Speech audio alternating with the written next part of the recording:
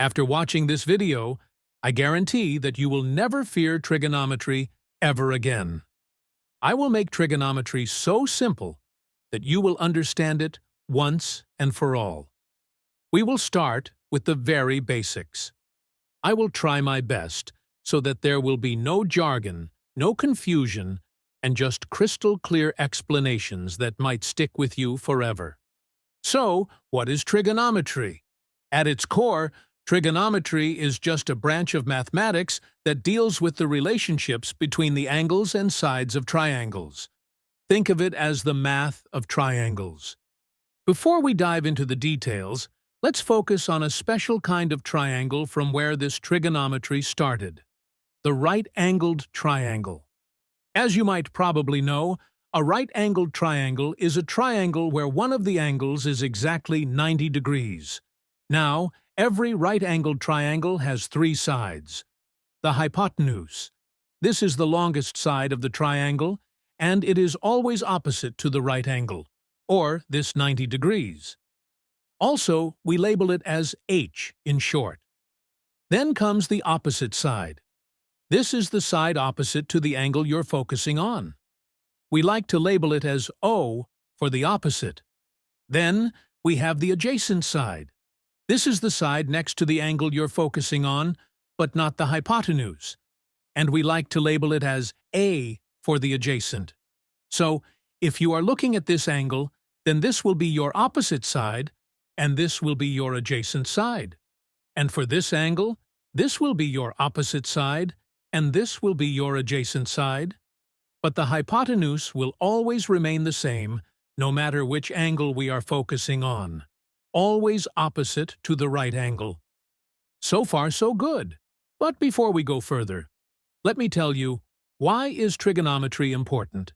It's not just about solving math problems in school.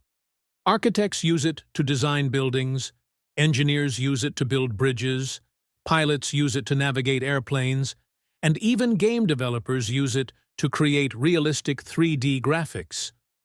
Okay, so back to our right-angled triangle. The heart of trigonometry lies in three magical ratios: sine, cosine, or cos in short, and tangent, or tan in short. These three ratios are the key to unlocking the relationships between the angles and sides of a triangle. Let me break them down for you. Let us call this angle as theta. So now we take the length of this opposite side, or O, and then just divide it with the length of this hypotenuse, or H.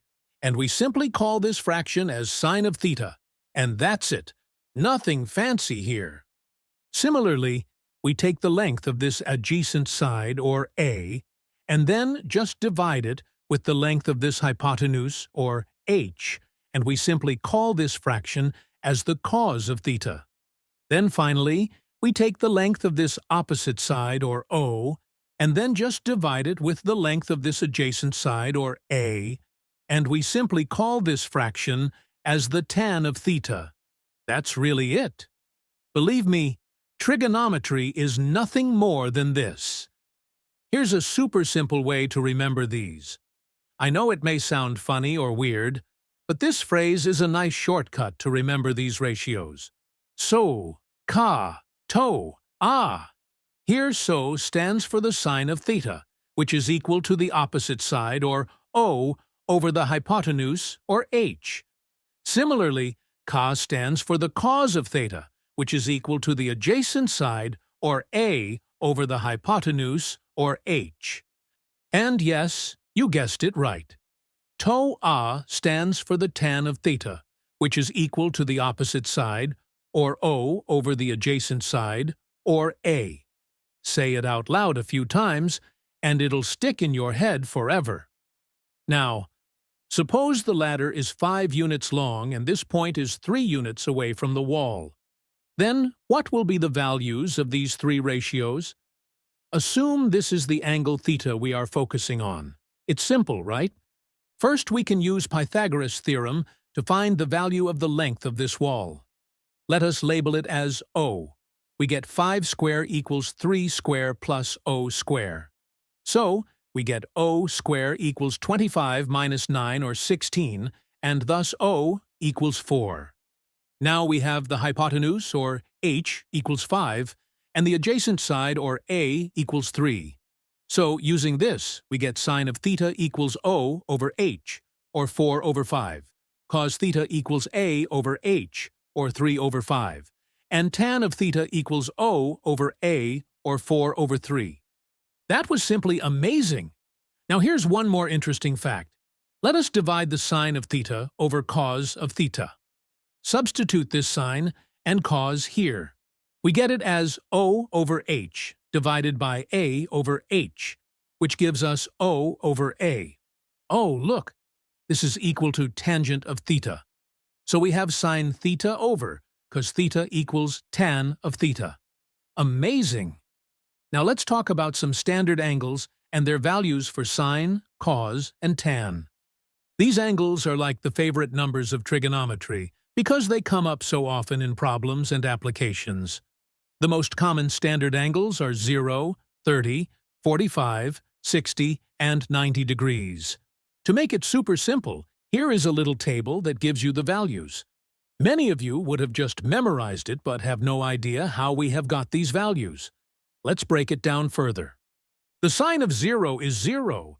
As you can see for the ladder example, it means that the ladder is resting on the ground. So the wall height is 0, and therefore this ratio is also 0. While the cos of 0 is 1, because the hypotenuse, or this ladder, is fully along the adjacent side, or the ground. Thus this ratio is 1, and tan of 0 is sine over cos, or 0. Getting the values for 90 degrees is also super easy. Keep the ladder like this. So, this angle, theta, will be 90 degrees, right? Therefore, the opposite side will be the same as hypotenuse, or the length of this ladder, and the adjacent side will be 0. So, sine theta equals 1, and cos theta equals 0. And tan of theta, it is undefined because we cannot divide by 0. But why is that? To understand it better, I have made a video on the same. Link is in the description. Go check it out, but only after you have completed this video. Now, if this ladder is put like this such that this angle is 45 degrees, then this angle will also be 45 degrees, right? Because this is a right angle. So, this is an isosceles triangle, and thus both these sides will be the same, which means we have O equals A.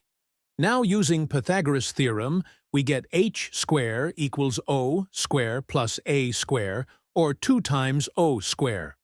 Thus, h equals root 2 times O. Now, the sine of theta equals O over h, or O over root 2 times O, or 1 over root 2. Same will be the case for cos of theta. It will be A over h, or using these, we get O over root 2 times O, or 1 over root 2. Awesome! So, tan of 45 degrees equals O over A, or simply 1. That is so cool!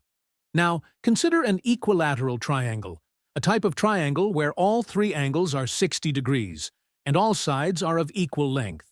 Let the length of each side be 2 units. If we drop a height from one vertex to the opposite side, it splits the triangle into 2 equal smaller right triangles like this, right? So what will be this angle? It will be half of 60 degrees, which is 30, right? And since this is 2, therefore this will be of length 1 unit.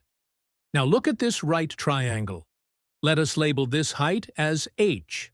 We can use Pythagoras' theorem to get 2 square equals 1 square plus h square. So, h square equals 4 minus 1, or 3, or h equals root 3. Now focus on this 60-degree angle.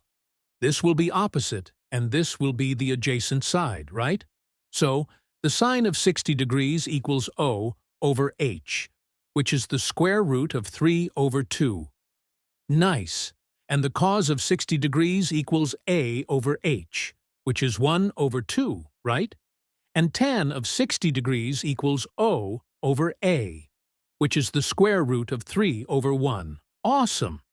Then finally focus at this 30-degree angle. This will be opposite, and this will be the adjacent side, right? So, the sine of 30 degrees equals O over H, which is the 1 over 2, and the cos of 30 degrees equals A over H, which is square root of 3 over 2, right?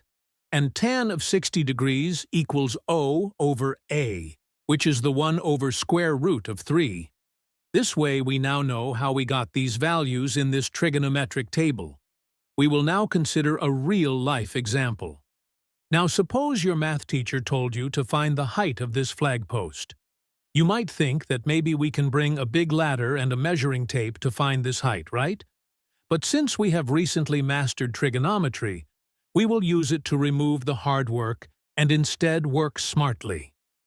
We went back 40 meters from the pole and then used a protractor to measure the angle from the ground to the top of this flagpost and found it to be around 60 degrees.